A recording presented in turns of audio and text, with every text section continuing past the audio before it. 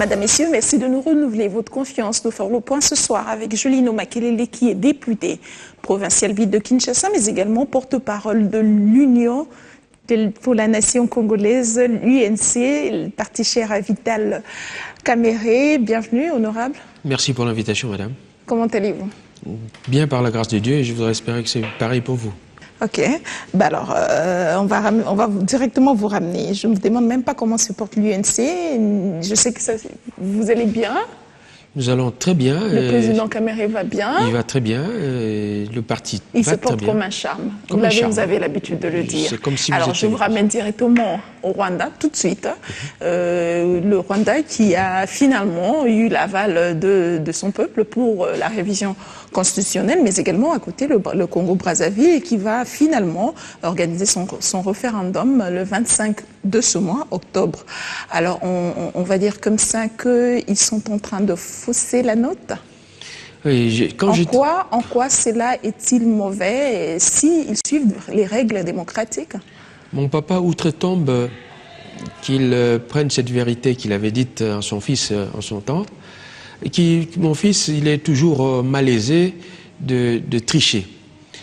Mais encore, il est encore plus malaisé quand vous trichez chez un tricheur.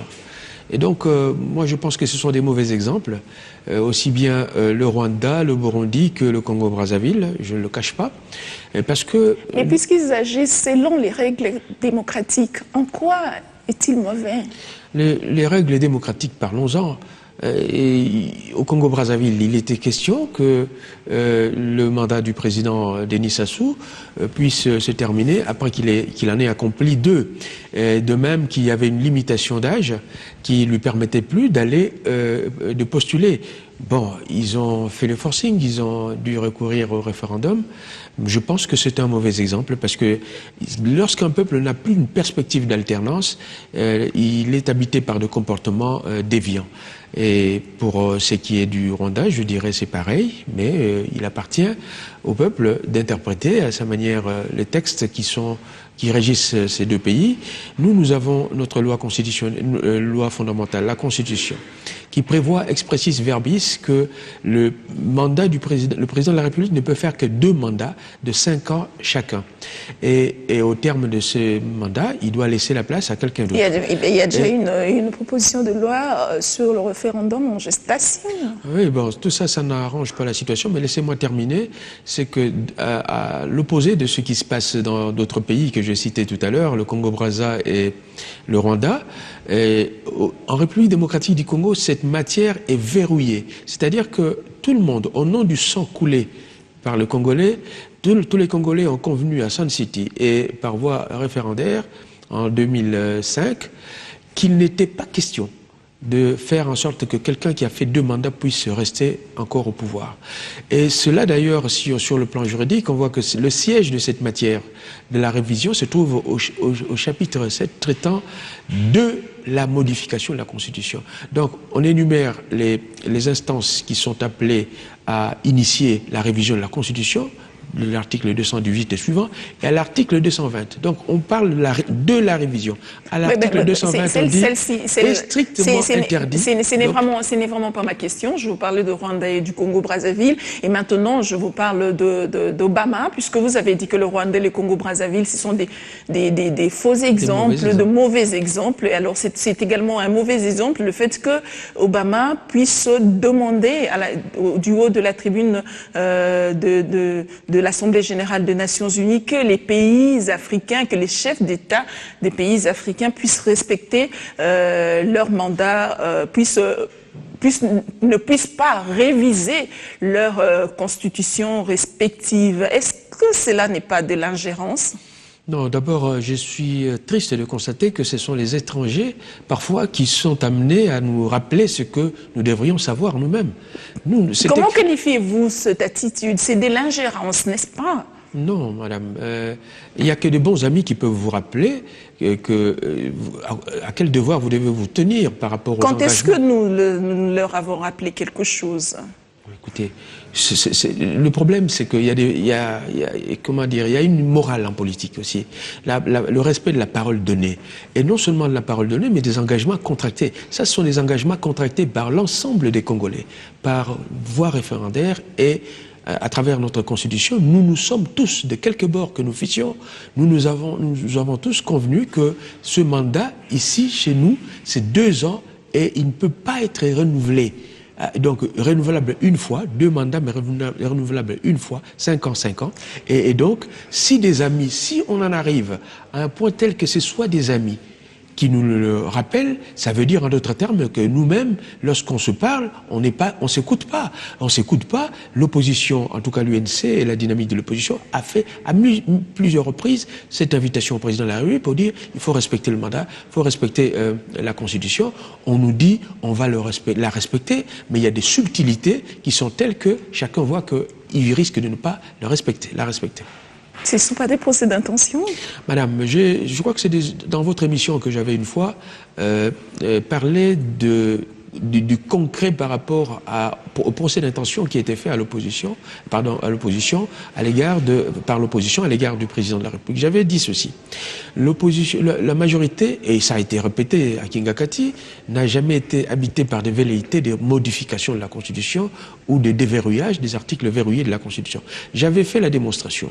En l'occurrence, rappelez-vous que le président de la République, à l'issue de concertation, avait exprimer le souhait, le vœu, de voir l'élection des députés provinciaux se dérouler au suffrage indirect.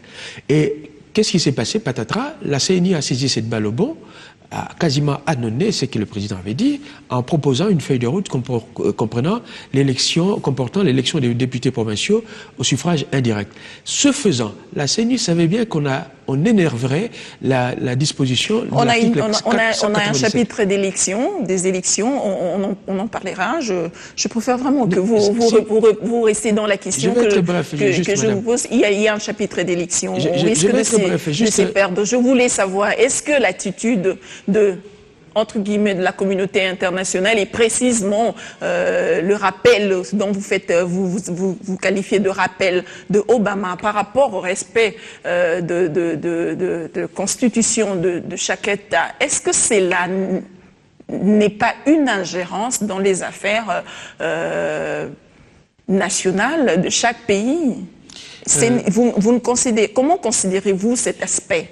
Je disais, peut-être que je ne me suis pas bien fait comprendre, je disais qu'il était malheureux que ce soit des amis, donc des gens de l'extérieur qui nous rappellent à nos obligations, alors que nous-mêmes, nous le rappelons ici et on n'est pas écoutés. Et je vous ai dit, en deuxième lieu, que contrairement à ce qui a été dit, notamment à Kingakati, les velléités des modifications de la Constitution ont existé. En résumé, j'ai dit qu'il y a eu un projet de loi portant révision de la Constitution en son article 197 qui avait été prise en Conseil des ministres pour l'élection des députés provinciaux. Ce faisant, on allait toucher à des droits acquis par le Congolais en vertu de la Constitution, c'est-à-dire le droit d'élire directement ces députés provinciaux, ces députés nationaux et même le président de la République. Donc on aurait violé la Constitution ce faisant. La preuve était établie puisque le Conseil des ministres, en droit positif congolais, est présidé par le président de la République. Donc il n'y a pas à dire qu'on n'a jamais été habité par des velléités de modifier cette Constitution en ces articles verrouillés. Même implicitement. Ok, on va parler de l'actualité nationale. Il y a déjà...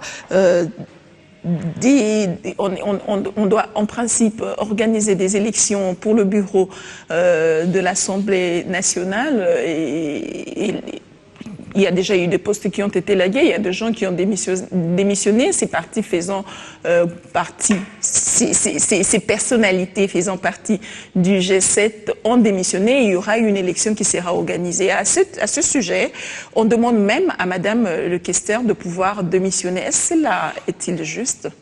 Oui, madame, ça c'est des manières qui sont regrettables pour notre démocratie. On commence à pousser les gens à agir contre leur gré. Des engagements ont été pris et surtout ce qui est grave, même les gens qui ont manifesté un semblant d'allégeance au pouvoir kabyliste, ils ont été, comment dirais-je, sortis comme des bêtes Et donc, moi, cette pratique-là qui consiste à pousser les gens à faire du chantage au poste, c'est pas des bonnes manières. Mais ce qui est vrai aussi, c'est que s'il y a des démissions, une démission, ça s'assume. C'est-à-dire que ce soit brutalement ou avec consentement, ça s'assume. Et une fois que si ces démissions ont lieu, il faudra naturellement remodeler, reconfigurer le bureau de l'Assemblée nationale. Et donc, jouer la carte sur table que le président de l'Assemblée nationale puisse appliquer le règlement intérieur qui dit que la composition du bureau de l'Assemblée nationale est fonction des composantes des différentes composantes de l'Assemblée nationale, en ce compris les membres de l'opposition. Donc, s'il y a cette occasion... Mais quelle opposition, justement, parce que vous, de l'opposition, vous avez demandé à ce que ces postes de l'opposition soient occupés, je vous parle de la réorganisation du bureau de l'Assemblée nationale, que ces postes de l'opposition soient occupés par des opposants, par des vrais opposants, c'est ça le mot que vous avez utilisé, vous, de l'opposition. Alors, qu'attendez-vous par vrais opposants? Qui est-ce que vous qualifiez de vrais opposants et qui ne les sont pas? Madame, je ne pense pas que ce genre de phrase ait pu sortir de la bouche autorisée d'un membre de l'UNC. J'en doute fort. Nous n'avons pas cette facilité, si je veux dire, de qualifier les autres de cette manière-là. Ceci étant dit, il y a deux aspects dans ce vocabulaire. Il y a l'aspect juridique qui veut que celui qui ne soutient pas l'action du gouvernement ne fait pas partie de la majorité, et donc il est censé être opposant. Et d'autre part, il y a la posture, ce que la population conçoit. La vraie opposition, c'est dans les actes. Dans les actes, c'est-à-dire, vous avez un premier acte majeur qui va arriver, c'est le budget. On va voir comment les uns et les autres vont se comporter par rapport à ce budget. Aussi bien le budget général de la nation que le budget de la CENI, etc. Et il y a des problèmes fondamentaux. La CENI, le fonctionnement de la CENI, tout ça va être mis sur table. Donc, ce sont d'abord des confrontations qui vont déterminer qui est vrai opposant ou faux, d'après votre vocabulaire, que nous n'utilisons pas. Alors, comment avez-vous accueilli, on va dire comme ça que vous avez accueilli favorablement le G7 qui a basculé dans l'opposition après quelques temps de réflexion, 1-2 semaines par exemple? Madame, j'ai toujours dit que mieux valait tard que jamais. Il faut savoir prendre son courage à deux mains.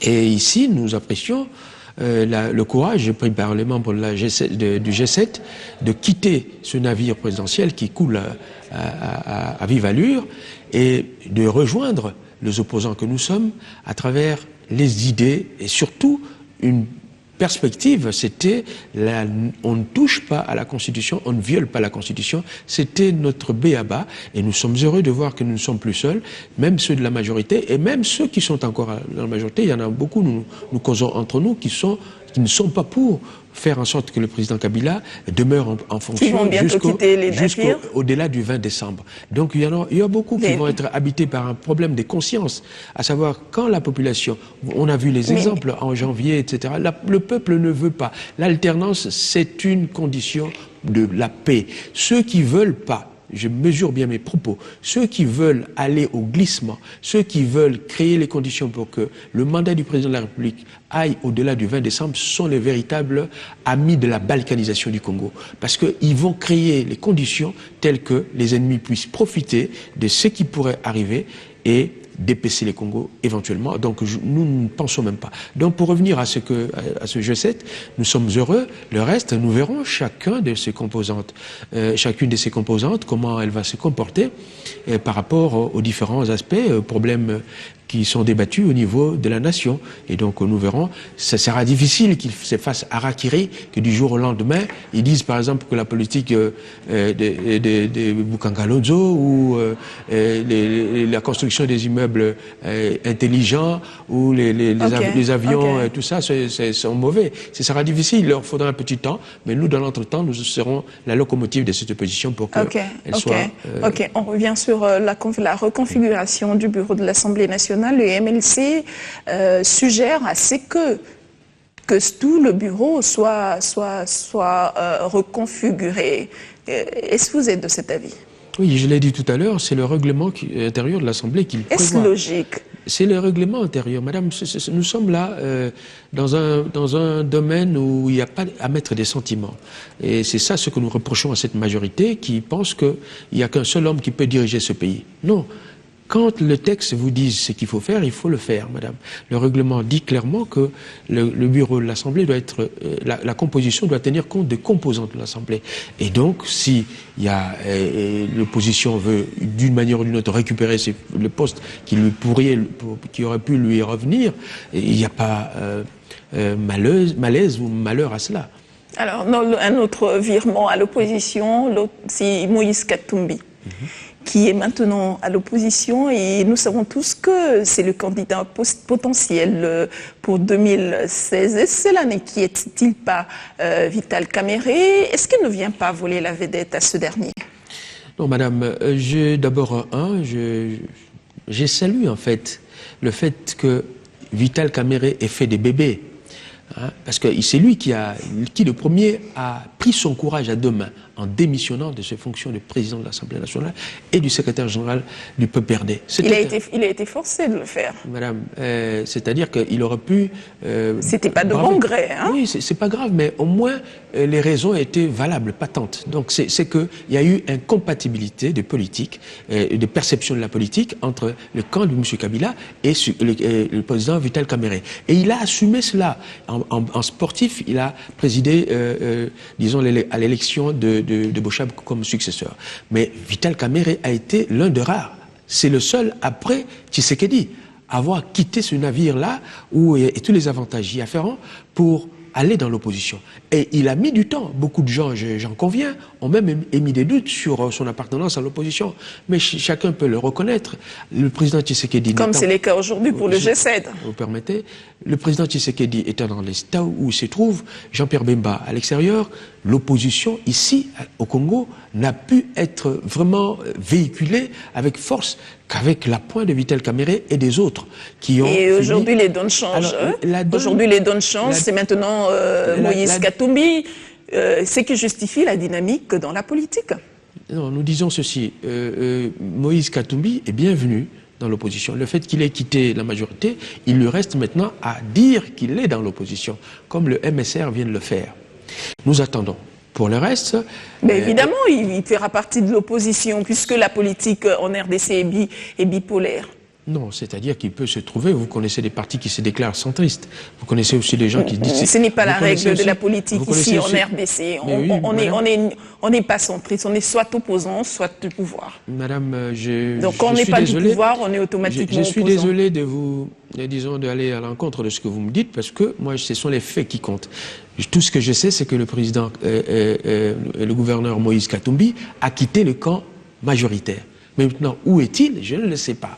Parce que, contrairement par exemple au MSR qui a quitté le camp présidentiel et qui a déclaré qu'il est dans l'opposition... C'est juste une question de formalité, c'est une question de temps. Alors on vous entend parler, on se rend quand même compte que Moïse Katumbi vous inquiète quand même. Hein? Vous allez dans des déductions... Vu sa popularité... Vous allez dans des déductions un peu trop hâtives de mon point de vue. Mais ce que je veux dire, c'est que le temps n'est pas encore là pour faire de la campagne. Notre mission maintenant, à nous tous, à Vital Kamerhe, comme à Katumbi, à Pierre Lumbi, au MLC, et SID, tout ça. Notre combat, c'est de veiller à ce que le 20 décembre, le président Kabila serre la main de son successeur, c'est-à-dire qu'il respecte la Constitution. Pour le reste, le moment venu, nous aurons besoin d'un candidat président de la République. Ce candidat, madame, il y a un profil. On veut de quelqu'un qui a la stature d'un homme d'État, quelqu'un qui a exercé des fonctions éminentes, qui sait comment se construit un budget, qui va rencontrer Paul Kagame, qui va rencontrer Obama, qui va rencontrer Dos Santos en ayant la tête bien haute. Et nous devons avoir quelqu'un qui a la maîtrise, les compétences, les aptitudes avérées et qui soit également en bonne santé. Et tout ça, ça fait partie. Et Moïse Katumbi ne remplit pas les critères d'après vous? Je dis, le moment venu, on verra. Je ne sais pas le dire maintenant. Aucun de ces hommes n'a encore postulé comme candidat président de la République, mais j'ai la faiblesse de penser que ce critérium s'appliquerait à tout le monde. Ok. Ok. Alors après que l'UDPS, on va parler du dialogue, hein, après que l'UDPS ait retiré ses membres du pré-dialogue qui a été organisé à l'extérieur du pays, les deux partis, c'est-à-dire l'UDPS et le PPRD, continuent à croire à cette tenue du dialogue. Alors vu que le temps s'est fait court maintenant, est-ce que vous pensez que finalement le dialogue devient impératif? Non, nous avons toujours dit, nous à l'UNC, et Vital Kamerhe en tête, que ce dialogue n'avait pas de raison d'être. Et nous sommes heureux de constater que nos amis du G7 viennent de rejoindre cette position-là. Mais ils n'ont pas du tout rejoint cette position. Madame, vous êtes une très bonne journaliste. C'est juste à une seule condition dans le contenu du dialogue, qu'on ne puisse pas réviser la Constitution, qu'on ne touche pas à la révision constitutionnelle. Madame, j'ai lu l'acte constitutif et j'ai lu la déclaration du président Mwando. Ils ont été clairs à ces sujets, donc c'est pas une matière, ce sont des faits. Vous parlez de Mwando, alors qu'il n'a pas encore basculé à l'opposition, comme vous nous le faites savoir maintenant. C'est le MSR qui a officiellement basculé à l'opposition. Oui, mais je parle de la déclaration du G7. Donc, où ils ont dit clairement qu'ils le G7 qui n'a pas totalement, dont tous les membres n'ont pas jusque-là basculé dans l'opposition. On va parler de l'EMSR, c'est beaucoup plus facile et beaucoup plus clair parce qu'ils l'ont fait officiellement. Ce MSR ils disent que le dialogue n'a pas des raisons d'être. Et pourquoi, madame? Ils ont rejoint notre position. Pourquoi? Nous avons une constitution que nous devons respecter. La constitution donne des prérogatives à la CENI d'organiser les élections de bout en bout. Tous les processus, enrôlement, sécurisation, etc., c'est la CENI. Maintenant, le financement, ça relève du gouvernement. Et nous avons dit, madame, quel est le sujet qui peut être débattu au niveau du dialogue qui ne puisse pas énerver la Constitution? Je cite un exemple. Quand vous allez au dialogue, est-ce que vous allez prendre une décision qui va obliger la CENI à enrôler les jeunes? Ça, c'est attenter à son indépendance. Si vous allez au dialogue pour prévenir les conflits ou plutôt prendre des engagements comme quoi il n'y aura pas la guerre, mais non, ça c'est l'apologie des troubles. Et ça, j'ai déjà mis en garde les gens de la majorité, les gens qui disent si on dialogue pas, on risque de ne pas avoir des élections apaisées. Mais vous qui faites foi à Obama, il y a son émissaire qui a dit, qu'il a soulevé pour dire que c'est nécessaire ce dialogue pour pouvoir dissiper les contraintes politiques et techniques.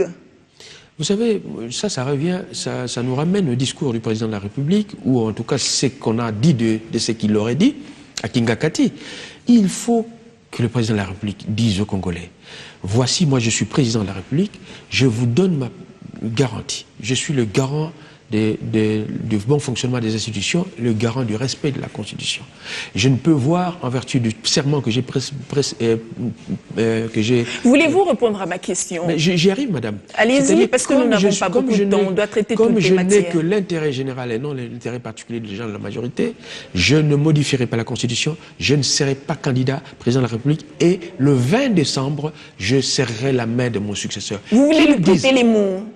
Non, vous voulez qu'il le dise en vos mots? Puisqu'il a dit que les élections auront lieu, est-ce qu'il n'a jamais participé dans une réunion où on discutait de la révision constitutionnelle, du changement de constitution? Alors moi, je voudrais que vous répondiez cette fois-ci à ma question. Le président Obama, dont vous faites foi, vous de l'opposition, il y a son émissaire qui a soulevé dernièrement que le dialogue était nécessaire. C'est vraiment pour dissiper, ça servira à dissiper les contraintes politiques et techniques. Quelle est votre réaction là-dessus? Madame, je dois vous dire que ce que Obama a dit, c'est ce que nous disons au président de la République. Les mots, il les choisira lui-même. Mais c'est respecter la Constitution. C'est par rapport au dialogue. Oui, il respectera la Constitution. Et nous disons ceci. S'il dit aujourd'hui que moi, je ne serai pas candidat président de la République, disons, je ne briguerai pas un prochain mandat. Moi, le 20 décembre, je quitte mes fonctions et je serre la main de mon successeur et je veille à ce que le pays soit paisible, les élections soient organisées paisiblement. Et je demande à mon gouvernement de financer les élections. Madame, vous verrez que les brèches vont s'ouvrir les gens vont se dire, ah, ce sont des garanties, peut-être allons-nous dialoguer. Mais nous avons dit que l'instance de dialogue, c'est la CENI. La CENI elle-même a une instance de dialogue. Et la CENI avait commencé à réunir les membres de l'opposition, comme de la majorité, et même les partenaires extérieurs, pour examiner tout ce qui touche au calendrier électoral. Et là, maintenant, nous ne voyons pas ce que le dialogue, je le dis, si dialogue il y a, c'est que vous acceptez qu'on viole, que les résolutions du dialogue violent la Constitution, c'est-à-dire donnent des injonctions à la CENI. Ça, nous ne permettrons plus cela. Nous sommes un État des droits où la Constitution... Mais pourquoi ne pas y aller d'abord pour savoir le contenu du dialogue? Mais madame, nous n'avons aucune garantie. Faites votre feuille de route. Mais madame, nous l'avons fait.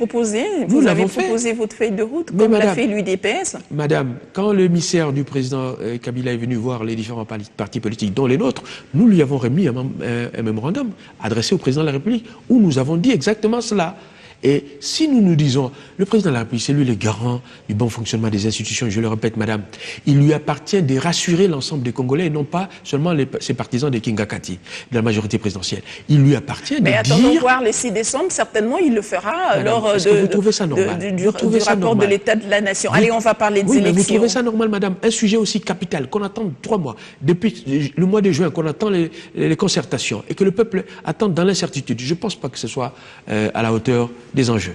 Ok, on va parler des élections. Il y a eu dernièrement la démission du président de la CENI, de la Commission électorale nationale indépendante. L'abbé Malou Malou a démissionné et on demande, il y a certaines langues qui demandent à l'Assemblée nationale d'en profiter pour finalement restructurer toute la CENI. Est-ce que c'est également l'avis de l'UNC? Nous disons ceci. D'abord, c'est respectant le règlement. Si nous devons respecter le règlement, c'est l'abbé Malou Malou qui a démissionné. Et donc, on doit pourvoir à la fonction du président de la CENI. Mais puisqu'on doute de l'indépendance de cette CENI, est-ce que est-ce qu'on peut profiter, est-ce que l'Assemblée nationale peut profiter de cette situation pour finalement réorganiser cette structure d'appui à la démocratie et la rendre réellement indépendante pour le bien de tous et de chacun? Ce qui est vrai, c'est que beaucoup des membres qui sont venus des composantes de l'opposition n'ont plus, j'allais presque dire, la confiance de leur parti politique d'origine et que leur comportement peut prêter à discussion. Et donc, je ne vois pas, mais ça c'est une matière qui relèverait de la classe politique et donc du débat au niveau de l'Assemblée nationale. Si l'Assemblée nationale, la représentation nationale est d'accord pour qu'on reconfigure la CENI, moi je ne verrai aucun élément si c'est pour renforcer sa transparence, son indépendance et surtout son sérieux. Alors là, il y a une polémique autour de la désignation ou de l'élection du président de la CENI. Beaucoup disent que il devrait absolument être un religieux, comme c'en est le cas de précédents. Est-ce que vous êtes du même avis? Est-ce qu'il doit absolument être un religieux ou un laïc? Personnellement, c'est un problème qui se pose à la société civile. Et si la société civile elle-même estime que c'est une personnalité venant de la composante Église qui doit hériter de cette fonction, moi je ne vois aucun inconvénient, mais le plus important c'est que le temps court et cette matière électorale c'est une matière assez subtile, il ne faut pas qu'on vienne prendre n'importe quel curé, quel pasteur ou même quel imam, qu'on le mette là-bas. C'est une matière très délicate, il faut quelqu'un qui connaisse la matière. Comment procéder à cette sélection assez rapidement? Non, moi je pense qu'il y a des composantes au sein de la société civile. Il y a des ONG ou des ASBL qui s'occupent particulièrement de la problématique des élections. Et en leur sein, il se trouve des spécialistes qui sont reconnus. Et alors que les critères sont déjà donnés, parmi ces critères qui ont été cités dans les médias, est-ce que vous pensez que on trouvera rapidement ce profil? Quelqu'un qui a ce profil? Moi je pense que c'est une question de volonté.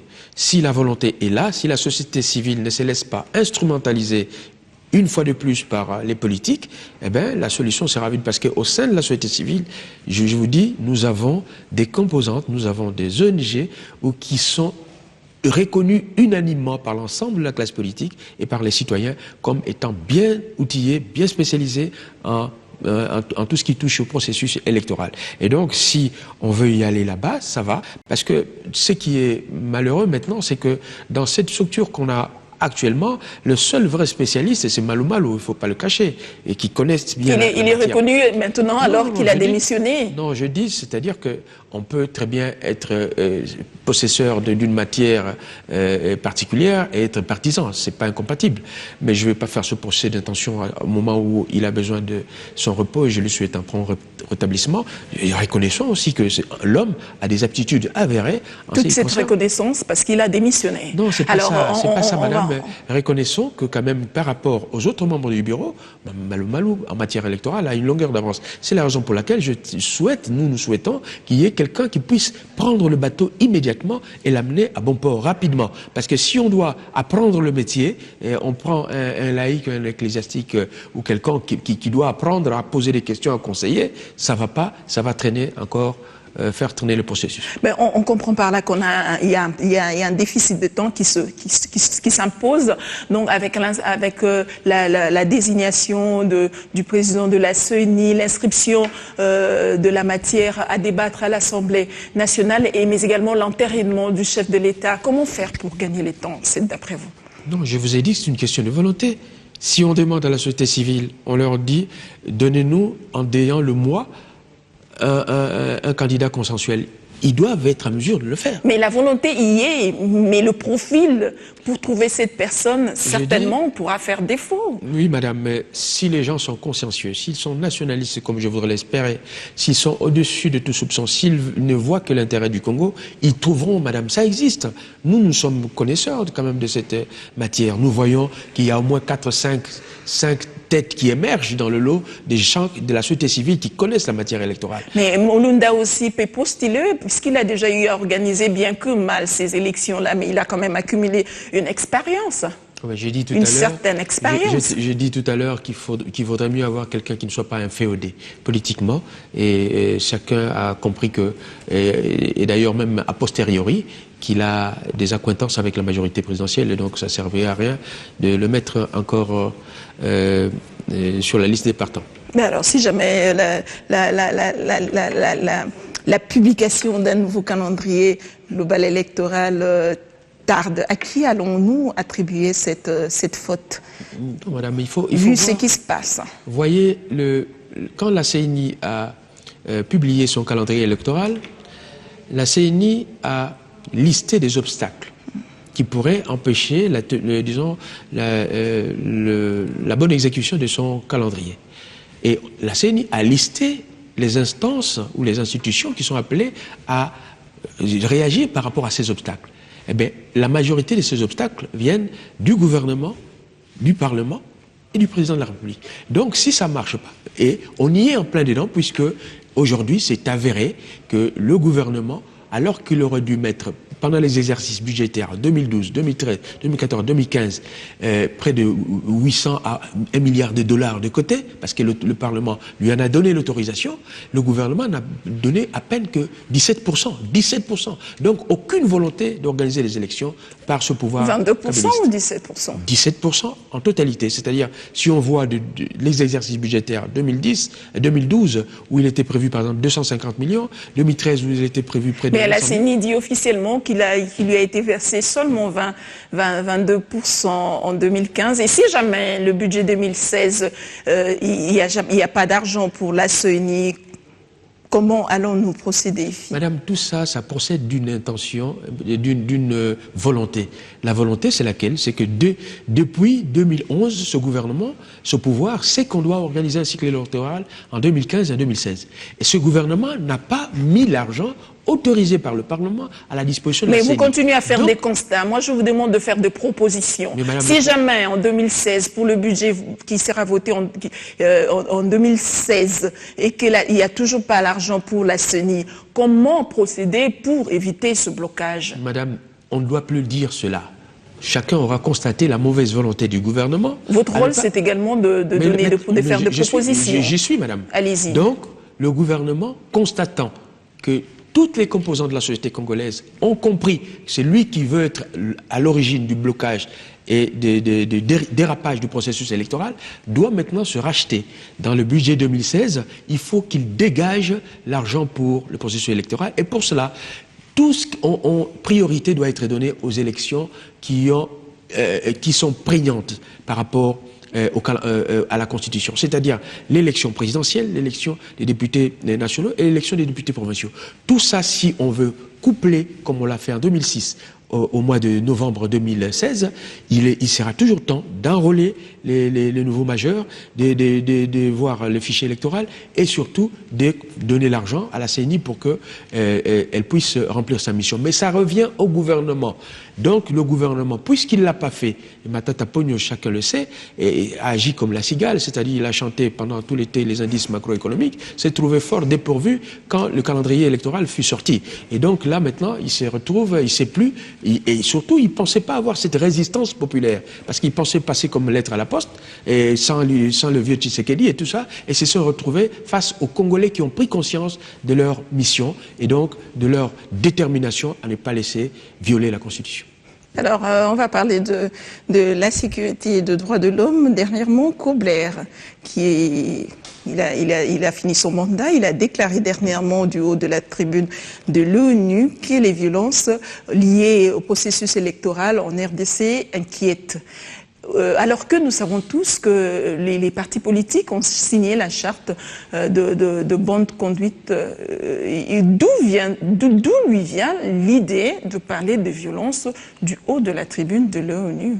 Madame, vous êtes journaliste, je ne vous dirai pas comme mon ami guinéen, ne connaît pas à demander. Non, madame, vous connaissez. Vous avez vu la dernière manifestation de l'opposition qui a eu lieu à Djili, au quartier, à la place Sainte-Thérèse. Vous avez vu des bandes armées à l'arme blanche, venir attaquer toutes ces populations. Ils ont été téléguidés, ces gens-là. Et ça, on n'est qu'au début. Il s'agit d'expliquer notre position par rapport au dialogue.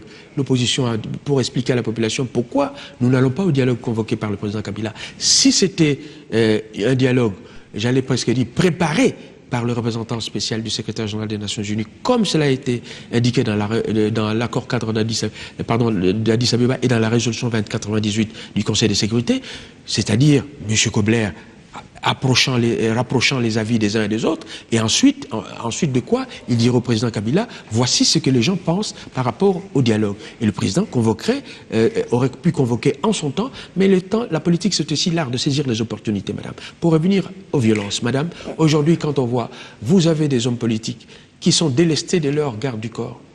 Quand vous voyez des gens traqués par-ci par-là, c'est quoi ça? C'est une préfiguration du chantage fait par la majorité présidentielle, à savoir venez au dialogue. Si vous ne venez pas, vous n'aurez pas des élections apaisées. Mais puisque vous faites allusion aux violences qui s'est constatée lors du meeting de l'opposition, mais alors que nous savons tous que nous sommes une société où on compte les koulouna, où il y a des koulouna, pourquoi ne pas classer ces attaques dans le registre des inciviques, par exemple, mais même l'Human Rights Watch a fait un rapport, a publié un rapport par rapport à cela. Non, l'organisme dont vous parlez a dit plutôt que ces inciviques étaient proches de la majorité. Et c'est avéré, madame. Ce ne sont pas des choses qui sont boutiquées dans les ambassades. Est-ce que c'est pourquoi ça? Il y a des noms. Nous faisons la politique. Il y a des gens, des hommes, qu'on connaît. Les mêmes qu'on a retrouvés. Djili, c'est un quartier chaud. Quoi de plus normal? Non, madame, rien à voir avec ce que vous dites là. Je suis moi-même élu d'Djili. Je ne vous autorise pas à avoir cette. Ce n'est pas un quartier chaud, Djili? Non. Quartier chaud, je ne vois pas. Qu'est-ce que vous voulez dire par là, chaud? C'est un quartier où il y a des paisibles citoyens qui respectent la loi et qui n'ont pas attaqué qui que ce soit. Et donc, ceux qui sont venus, ce sont les mêmes qu'on voit au procès de Vital Kamerhe, venir menacer les militaires. Ce sont les mêmes, madame. Les images sont là. On les connaît. Il y en a qui ont pris les motos, qui sont allés se cacher dans des endroits connus, chez les représentants de leur parti politique, et puis qui ont pris le navire pour traverser Brazzaville. Nous savons. Donc, ça, c'est ce que nous disons, madame, qu'il n'est pas normal que la sécurité des gens ne soit pas établie. Et puis, s'agissant toujours des Koulouna, qu'est-ce qu'on nous avait dit après l'opération Likofik? Qu'ils étaient exterminés, non? Alors s'ils ne sont pas exterminés, à quoi valait mettre les gens hors d'état de nuire et au prix parfois d'une répression sanglante et dont chacun sait qu'elle a conduit jusqu'à des morts, cette répression. Alors on va dire que cela a inspiré Kobler jusqu'au point de le dire officiellement, de parler de violence de manière officielle. Ça c'était, j'allais presque dire, une petite illustration, mais le gros se passe dans nos provinces, madame, où être de l'opposition devient quasiment un crime. Il faut faire à partir de la majorité. Les gens qui sont intimidés, les gens, quand la Alors, puisque majorité... vous parlez des provinces, et le gouvernement attend le nouveau secrétaire général, le nouveau remplaçant de Kobler, que le gouvernement attend de pied ferme pour finalement relancer cette coopération entre la MONUSCO et les FARDC en ce qui concerne la traque des FDLR. Alors, que pensez-vous du travail qu'a abattu Martin Kobler ? Non, je pense qu'il a été un grand représentant, il faut le reconnaître, parce que il a été au four et au moulin, il a fait de son mieux pour que la MONUSCO puisse avoir la confiance des Congolais. À un moment donné, on a pensé que c'était pas le cas, mais la MONUSCO, c'est surtout l'émanation des Nations Unies. Et les Nations Unies, c'est aussi des principes universels. Le respect des hommes, quand on voit qu'il y a des éléments qui sont peut-être dans l'armée, qui ne sont pas tous, parce que notre armée est composée en grande majorité des gens, des patriotes, des gens qui aiment leur pays, qui font leur travail avec abnégation, même en touchant 80 000 francs, en ayant 5 enfants, et sans être en mesure de les envoyer à l'école. Nos soldats, nos policiers sont des braves, il faut les respecter. Mais il y a parfois des têtes qui ont des comportements qui ont pu valoir à Kobler de faire des observations à leur sujet. Mais cela étant, c'est dans le cadre de leur coopération qui existait entre la MONUSCO et la République démocratique du Congo. Je dois dire aujourd'hui qu'il faut être, j'allais dire, reconnaissant au travail, aux amis qui vous aident. Personne ne peut dire aujourd'hui que si la MONUSCO n'était pas là, la situation sécuritaire au Congo, à l'est du Congo, eût été pareille à celle d'aujourd'hui. Non. Donc nous disons que la MONUSCO, de mon point de vue, fait bien son travail. Et la traque des FDLR, ça a dû être un problème compliqué parce que on a eu l'impression que cette traque allait être affectée des pusillanimités, alors que en des concerts avec la MONUSCO, on aurait eu une action un peu plus musclée. Et alors, c'est à se poser des questions. C'est à se poser des questions. Pourquoi? Et la preuve, c'est que nous sommes allés tout seuls dans l'attaque des FDLR, et jusqu'à présent, nous y sommes encore. Mais alors, est-ce que vous êtes du même avis que le gouvernement, selon son porte-parole, qui dit que la venue de Maman Sambo Sidikou, qui est le remplaçant de Martin Kobler, va bouger beaucoup de choses, puisque c'est un Africain, il va bien comprendre les réalités congolaises. Il sera même à mesure de pouvoir les résoudre. Je crois me souvenir d'un autre Africain qui avait reçu mandat de concilier les Congolais, qui avait déclaré la classe politique congolaise comme l'une des plus pourries du monde. À l'époque, vous permettez? Est-ce que ça se constate jusque maintenant? Non, c'est dire vous parlez du passé, parlez du présent, messieurs. L'Africain, c'est vrai, un Africain, il a peut-être une compréhension un peu plus sentimentale des problèmes qui se posent à l'Afrique, mais je pense qu'ils sont tous des hauts fonctionnaires, des très hauts fonctionnaires qui ne sont guidés que par, disons, leur mission, telle que définie dans le cadre de leur mandat. Et que par conséquent, je ne vois pas de prime abord ce qui pourrait distinguer le nouveau venu de l'ancien, en dehors de cette considération un peu sentimentale, mais qui n'a pas vraiment pris beaucoup de place dans le cadre de relations internationales. Ok. Honorable Julino Makelele, merci beaucoup. C'est moi qui vous remercie, madame. Merci également à vous de nous prêter votre attention pendant 45 minutes. Mais si vous avez pris ce programme en cours, revoyez-le demain à 7h15, mais également le vendredi à 22h30, heure de Kinshasa. Je vous retrouve le mardi prochain à 20h30. D'ici là, prenez bien soin de vous et restez avec nous sur B1.